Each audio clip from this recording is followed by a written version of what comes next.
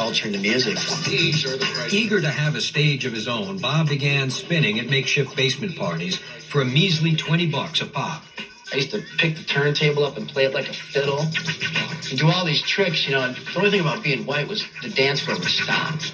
The dance floor would just stop, and then everybody would be staring at me instead of dancing, like, you know, look at the white kid. Look at the white kid. White boy get ready to do his thing. He said, he was white as can be in a black environment. It was out of place, but when he got behind the turntables, he was off the hook. He made it happen. I see black, I see white, I see black. I'd drive through the street, and I was kind of like the celebrity of the hood, and I was very easy to spot at that point. So, you know, the little kids would be on their bikes and stuff, be like, there goes that kid that can rock the turntables. You know, that's that kid rocking the turntables, this, that, and the other. And just turned into Kid Rock. Mel Clemens welcomed Bob and his beats, but it was a whole different story at home. My dad's the whitest guy in America. When I started DJing parties in Mount Clemens and really hanging out, I guess, you know, with black people, you know, that really threw a wrench in the program. I had a very hard time relating to it. I mean, I was, you know, rock and roll and country western. I couldn't relate to this rap at all. At just 16 years old, Kid Rock's two worlds were at war. And although he couldn't know it yet, that conflict would one day make him a musical icon. Next, Kid learns to rock. He was a genius to figure out that he needed to pick up a guitar and get the rock. When Behind the Music continues.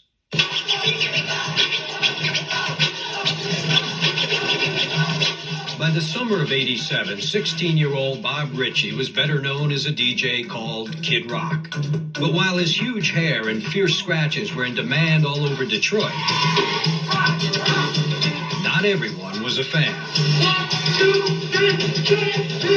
It was becoming part of this rap scene, and I really did not understand rap. To me, it was a bunch of mumbo jumbo. Not having your child home under your roof every night at 16 years old was very hard. You know, lay awake and worry every night. Ignoring his parents, Bob coasted through high school. And not long after he graduated in June of 1989, he sent a demo tape to Jive Records in New York. What happened next seemed like a miracle. I basically was signed right out of high school when I was 18 to Jive, which I was ecstatic about because they were the big hip-hop label at the time. There's no need to argue. Parents just don't understand. You know, they had Jazzy Jeff and the Fresh Prince and Kool Mo D, Boogie Down Productions, and the Tribe Called Quest. For anyone outside of New York, being signed to Jive Records was a huge thing because during that period, hip-hop was still New York and L.A., period. I'm the best in the whole freaking Midwest. I went home, told my dad to off, packed my and left. Went to New York. That's literally what happened. Went to New York to cut my first LP. Riding down Broadway in a taxi. At just 19, Rock was ready for a bite at the big time. And Jive hooked him up with some of the baddest beat men in hip-hop. He was an incredible DJ. So you had to take him serious.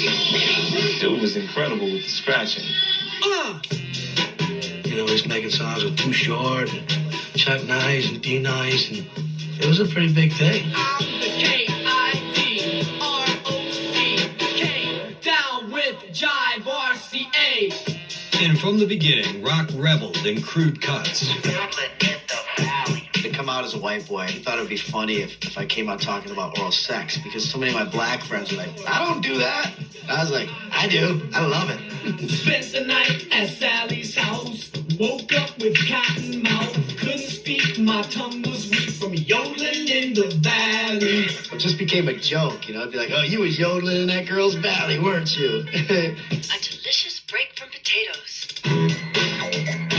Kid Rock's debut album was released in November 1990, and Jive put Kid on a cross-country tour, opening for acts like Ice Cube and Too Short. Unfortunately, another white rapper was about to ruin Rock's chances. There was one white rapper that was killing everything. Vanilla Ice. Rock and Ice couldn't couldn't have sounded more different. But when Vanilla quickly vanished from the radar, Kid Rock's career also entered a deep freeze. Being a white rapper at that time with Vanilla Ice sucked. Check it out, cause ice is rhyming. To the top I keep on climbing. You look in the mirror and you go, white? Damn. Play that funky music, Vanilla Ice. You know, after Vanilla Ice rolled through with the hair and the clothes and the lies and the songs, I just don't think that anybody could have been taken seriously after him. And Jive just threw him to the wayside, like, white rapper beat us, it ain't gonna work. And they just let his album sit. That's right, baby. After just a few more months, Jive released Kid Rock from its roster.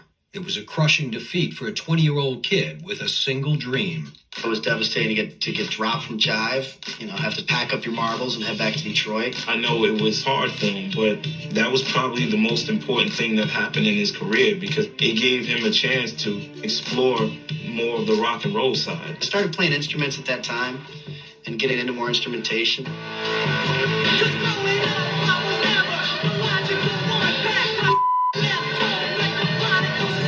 He was a genius to figure out that he needed to pick up a guitar and get the rock.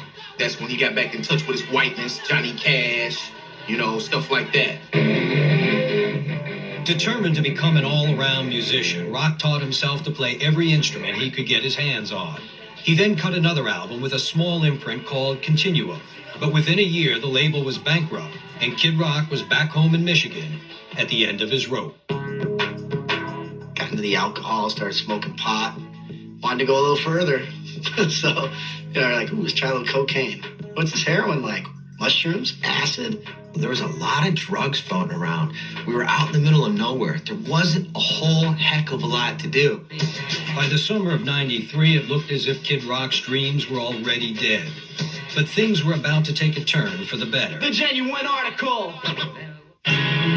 Next, Kid Rock becomes a dad. And I was like, holy, you know, what am I going to do with this? You know, where do you plug it in at? When Behind the Music continues.